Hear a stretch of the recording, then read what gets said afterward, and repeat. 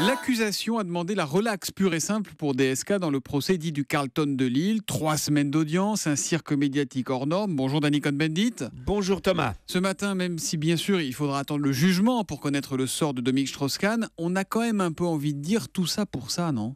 Oui, et surtout, quel gâchis, quel gâchis. D'ailleurs, gâchis Strauss-Kahn, bon, mais ça n'a pas commencé avec le procès du Carlton. Depuis New York, on sait que cet homme s'est liquidé en plein vol, suicidé en plein vol. Et donc, quel gâchis, ce procès, tout le monde savait maintenant qu'il n'y avait pas grand-chose dans le dossier. C'est d'ailleurs pourquoi, en fait, l'accusation ne voulait pas aller jusqu'au procès, mais on a voulu organiser un spectacle qui n'était pas jojo, un spectacle désagréable, mais en fin de compte, un spectacle où Strauss-Kahn sort blanchi par la justice, mais à part ça, il ne sort pas blanchi du tout.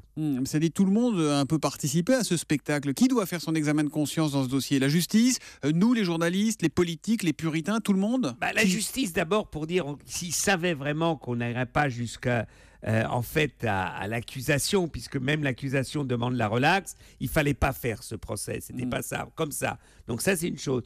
Les journalistes et tout le monde était pris entre deux feux, entre raconter ce qui se passait parce qu'il faut bien, et en même temps se délecter devant l'horreur de ce qu'on racontait. Donc un peu c'est... Et puis il faut que Strauss-Kahn aussi fasse son mea culpa et se demande un peu ce qu'il a fait lui-même.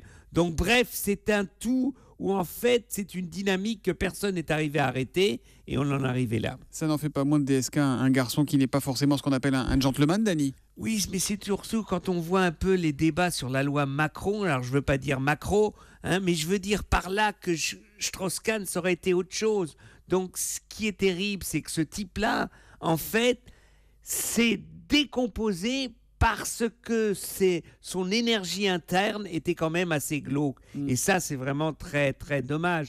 Donc, ce n'est sûrement pas un gentleman. Ses pratiques sexuelles n'intéressent personne. Et maintenant, tout le monde connaît les pratiques sexuelles de Strauss-Kahn. Il n'est sûrement pas le seul homme à avoir de telles pratiques. Mais c'est vrai, il vaut mieux que ces pratiques restent que du domaine privé.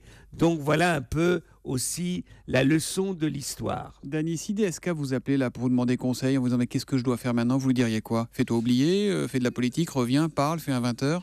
Non, sûrement pas fais un 20h, fais-toi oublier, écris un livre, pense un peu à tout ce qui t'est arrivé et peut-être qu'en écrivant, tu arriveras à te sortir des contradictions dans lesquelles tu es. Donc la meilleure des choses maintenant, c'est par un livre maintenant sincère et ouvert, il raconte un peu tous ses problèmes. L'humeur de Danny, tous les matins à 8h-5 sur Europe 1. Il est aussi un peu psy parfois, Danny. À demain, mon cher Danny. À demain, Thomas. Bonne journée. Ciao.